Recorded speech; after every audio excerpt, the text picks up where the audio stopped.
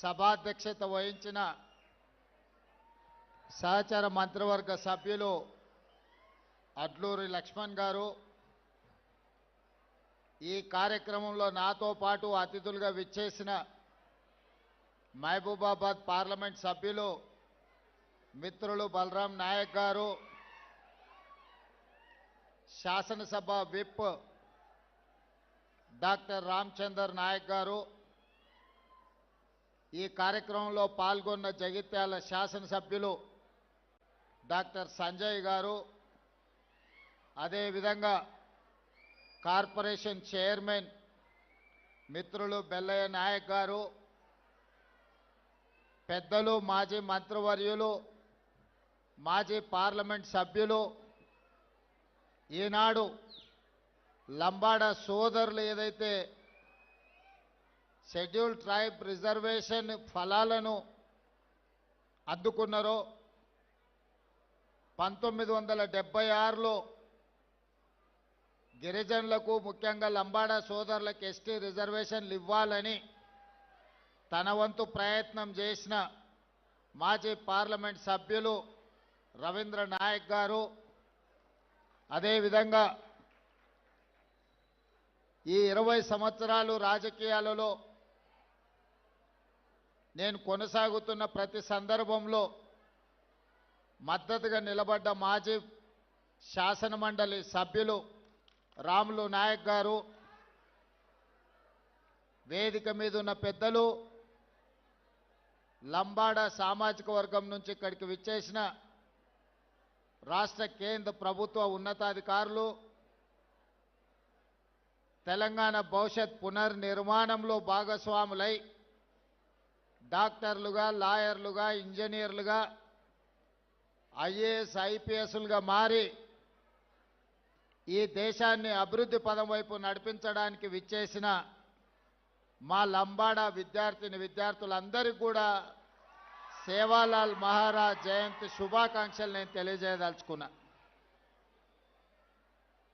గోరే bye బైన్ Sen Ram Ram. ఈరోజు మానవ జాతి శాంతి మార్గాన నడవాలి, శాంతి ద్వారా, భక్తి ద్వారా ఒక సన్మార్గాన్ని సూచించి చెడు మార్గాన్ని వదిలి సన్మార్గం ద్వారా అభివృద్ధి పదం వైపు నడవాలి అని ఒక స్ఫూర్తిని నింపి ఈరోజు ఈ దేశంలోనే 15 కోట్ల మంది గిరిజనులకు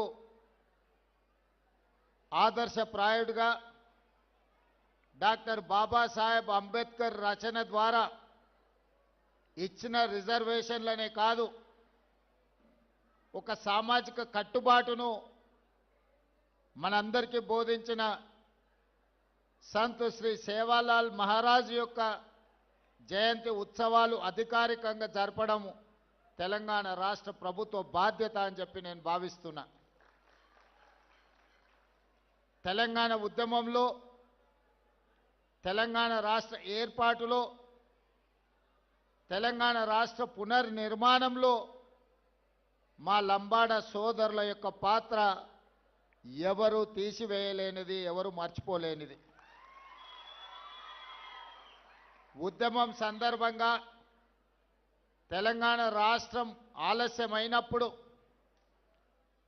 ఓ సురేష్ నాయక్, ఓ కవితా నాయక్ లాంటి వాళ్ళు ఆత్మ బలిదానాలు చేసుకొని తెలంగాణ రాష్ట్ర సాధనలో ముందు భాగాన నిలబడి ఉస్మానియా, కాకతీయ యూనివర్సిటీలలో మా లంబాడ యువకులు ప్రత్యేకమైన పాత్రను పోషించి ఈరోజు తెలంగాణ రాష్ట్రాన్ని సాధించారు. ఈ సాధించిన తెలంగాణ రాష్ట్రంలో దళితులతో పాటు గిరిజనులకు అత్యంత మేలు జరగవలసిన అవసరం ఉన్నది. ప్రభుత్వం రచించే ప్రణాళికలలో అది సంక్షేమం కావచ్చు, అభివృద్ధి కార్యక్రమాలు కావచ్చు, రాష్ట్ర ప్రభుత్వంలో భాగస్వామ్యం కావచ్చు, ఈ వర్గాలకు సముచితమైన స్థానాన్ని కల్పించడమే కాకుండా సముచితమైన గౌరవాన్ని వాళ్ళకి ఇవ్వవలసిన బాధ్యత ఏర్పడిన ప్రభుత్వాలకు ఉంది అని చెప్పి నేను స్పష్టంగా భావిస్తున్నా. అందుకే మిత్రులారా, నేను బాధ్యత చేపట్టిన తర్వాత ఈ సందర్భంగా ఒక్క అంశాన్ని నేను ప్రస్తావించదలుచుకున్నా.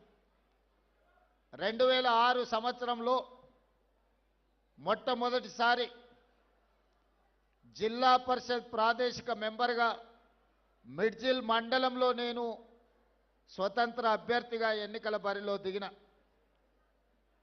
మిడ్జిల్ మండలంలో అత్యధిక తండాలు ఉన్నాయి, గిరిజన జనాభా ఉంది. ఆనాడు డాక్టర్ వైఎస్ రాజశేఖర రెడ్డి గారి హవా జరుగుతున్నప్పుడు కూడా తండాలలో ఉండే యువకులు ఆ రోజు అండగా నిలబడి ప్రతి తండాకు నన్ను తీసుకెళ్లి పరిచయం చేసి మిడ్జిల్ మండలంలో మొట్టమొదటిసారి రాజకీయంగా జడ్పీటీసీగా నన్ను గెలిపించిన దాంట్లో గిరిజన సోదరులు, ముఖ్యంగా లంబాడ యువమిత్రులు అత్యంత క్రియాశీలక పాత్ర పోషించింది. 2006 సంవత్సరంలో సరిగ్గా 20 సంవత్సరాల క్రితం 2006 జూన్ జూలై అనుకుంటా ఆ మాసంలో మొట్టమొదటిసారి నేను ప్రజాప్రతినిధిగా ఎన్నికైనా. ఇది 2026 సంవత్సరం. 4 నెలల్లో నేను 20 సంవత్సరాలు ప్రజా జీవితాన్ని పూర్తి చేసుకోబోతున్నా.